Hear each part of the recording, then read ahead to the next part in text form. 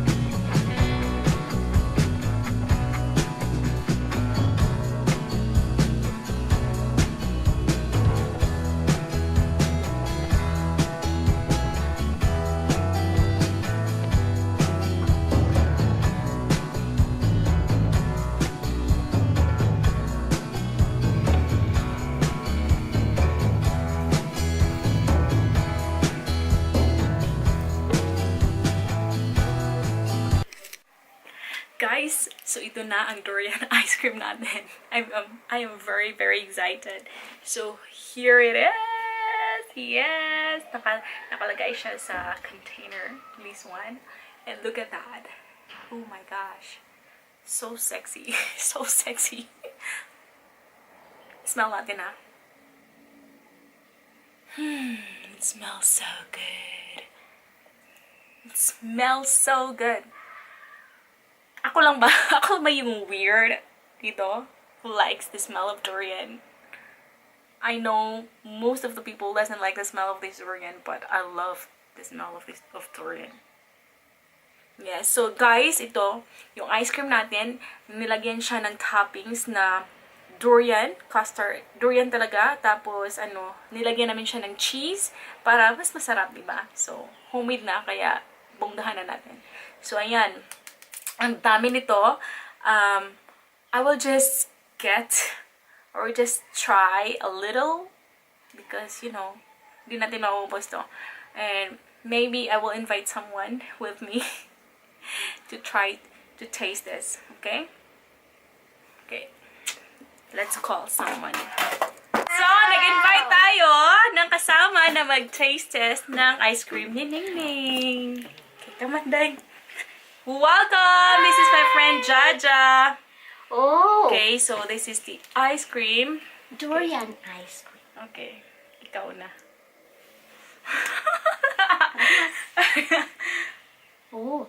Smell muna. Smells like Smells like heaven. Sarap, no? Masarap. Sige, ako na. Sige. Hindi siya kasing amoy ng durian talaga. Masarap siya kumain. Ikaw una. Sige. Hindi, cheers muna tayo. Cheers. Cheers na tayo. 1, 2, 3.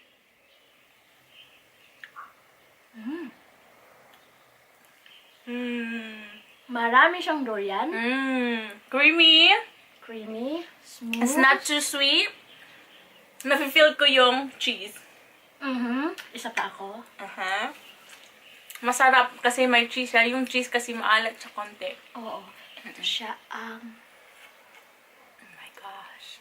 Pero medyo blurred. Pero sige na lang. Sige na lang. Oo. Sarap, no? Masarap siya. At ang naggawa nito, Housemate namin. oo, housemate namin. Yung pinakamagandang housemate namin talaga. Ito lang. Itong Dahil wala pinakamaganda. Wala siya. Picture na lang. Picture Ito. na lang. Ito.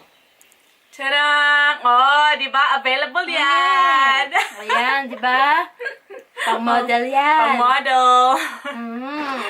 Talentadong Oo. Pinoy. Yes. Tsaka, kung gusto nyo rin mag-order, Gusto niyo ma-order? gumagawa Sabihin siya niyo na ako. homemade yan. Message nyo Yeah, lang. sige pa. Mag-comment lang kayo below. Sarap siya. First time niyang gumawa ng durian na may cheese. Parang. Kasi before, yung ginawa niya, durian lang talaga yun. Wala siyang cheese. So, bago talaga ito, new edition. Unlimited edition for summer. Di ba? Parang hindi mo talaga mafe-feel na tinipid yung durian. Marami kasi talagang durian na nila. Marami siyang durian. Tsaka, Yung cheese. tsaka yung texture niya, smooth siya. Hindi siya mukhang ice candy. Siya mukhang ice candy. Ice cream talaga Ice cream talaga siya. Homemade ice cream. Sarap siya. Sarap siya. Sandali. Diet pala kami kasi si Jaja, yung friend namin pupunta ng Spain. 3 days na, ay hindi. 4 days na ako walang jogging. Tapos, Babakasyon siya sa Spain, tapos kailangan niya, kailangan ko ng ice cream. kailangan niya fit. Kailangan ko ng ice cream papunta doon. Kasi walang ice cream na durian doon. Kaya dito Sarap! lang ako. Isa pa. Isa pa! Isa pa daw. Isa pa. Kuha ka. Ako, tapos na ako. So guys, yun lang po. Magbababay na kami. Kakain muna kami ng ice cream. Isa pa. Diba? Ang sarap! Masarap siya. Salamat, Ning Ning, sa paggawa! Thank you, Ning. Nasa Bangkok. Bangkok na sa... Bye-bye! Okay. Bye, guys! See Bye, you next guys! Sa sunod. time!